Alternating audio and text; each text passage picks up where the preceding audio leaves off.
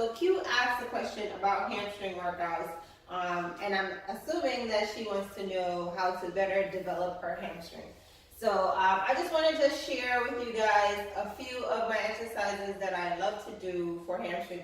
But before I go into that, and show you guys the clips, I just wanted to stress certain things that you can do if you don't have a gym, and other things that you should do even when you're at the gym and you're doing these hamstring exercises, that sometimes when you're doing the exercise and you're wondering why you're not feeling it in your hamstring, things that you could do to correct those for you. So if you are at home, the best thing that you could do for yourself for your hamstrings is, what we don't do is run, do sprints, right? Sprinters have great legs. Do you ever not see a sprinter with awesome legs, right? I used to run track when I was younger, and a lot of people, even before I even started competing, which I only competed once, right? I'm just saying like I did it a bunch of times.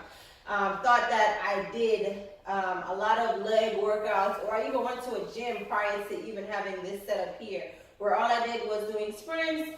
When I couldn't do sprints anymore, I did a lot of jumping exercises, which is like a plyometrics, and just doing stuff at home. So you can definitely work your hamstrings at home and work your legs, right? So again, sprinting is very effective for developing your hamstring.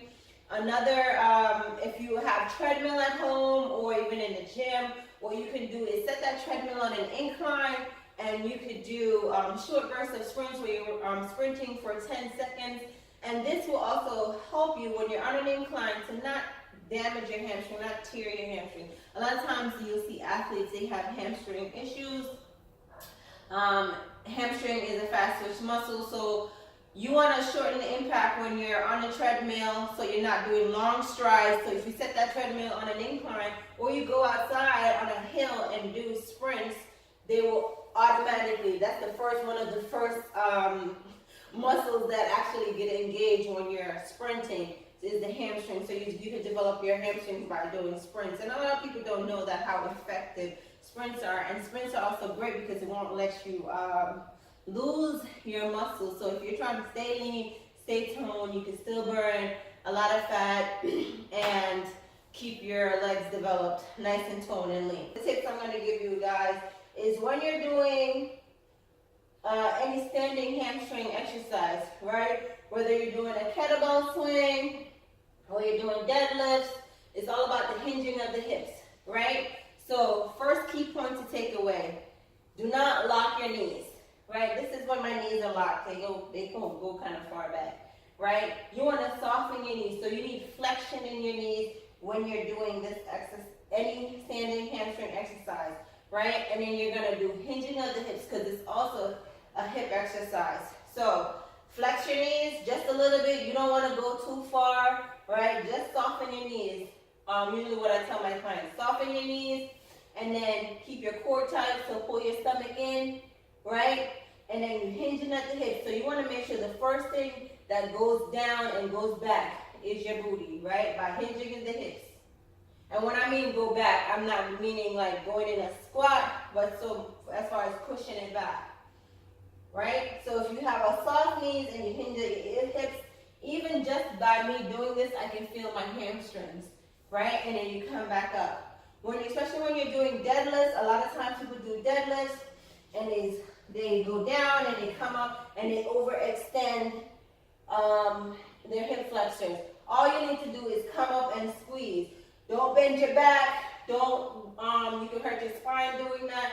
So again, flex the knees, hinge at the hips, stomach tight. My stomach ain't too tight because you know there's a baby in it, right? So then you come up and squeeze at the top. No back flex, right? If you're doing deadlifts and you're not feeling it so much in your hamstrings, another thing you could do is use a plate and elevate your toe.